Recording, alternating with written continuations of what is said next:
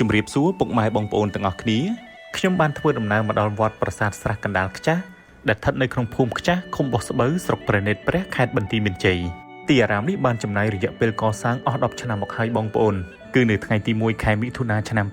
2013មានកម្មវិធីបញ្ចុះធម្មសាលាធ្វើការកសាងព្រះវិហារនិងកសាងសមិទ្ធផលនានាជាបន្តបន្ទាប់បន្ទាប់ពីរួចរាល់វត្តមានកម្មវិធីបញ្ចុះខណ្ឌសមារយៈពេល1ខែនៅថ្ងៃទី1ខែមេសាដល់ថ្ងៃទី1ខែឧសភាឆ្នាំ2023ទីវត្តអារាមព្រះពុទ្ធសាសនាមួយនេះគឺយើងបានដឹងថាជាវត្តដែលស្អាតនិងមានរបៀបរបបពិសេសល្អនៅក្នុងប្រទេសកម្ពុជាយើងព្រោះថាទីវត្តនេះគឺពិតជាធំស្កឹមស្កៃមានការរៀបចំស្ថាបនាឡើងជាអារាមមួយដែលមានលក្ខណៈស្តង់ដារនៅពេលដែលយើងធ្វើដំណើរតាមផ្លូវឆ្ពោះមកដល់ជិតវត្តយើងបានសម្លឹងឃើញថាព្រះវិហារគឺមានភាពលេចត្រដែតនិងទាក់ទាញមែនទែន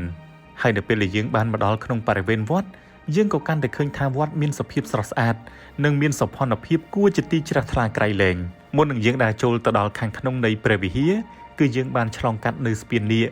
ដែលមានអារម្មណ៍ថាមានទម្រង់ដូចជានៅប្រាសាទគោវត្តដែរបងប្អូននៅជុំវិញព្រះវិហារគឺមានសាងសង់នៅថែវគោបុរៈជារបងព័ទ្ធជុំវិញព្រះវិហារទាំង4ទិសដែលមាន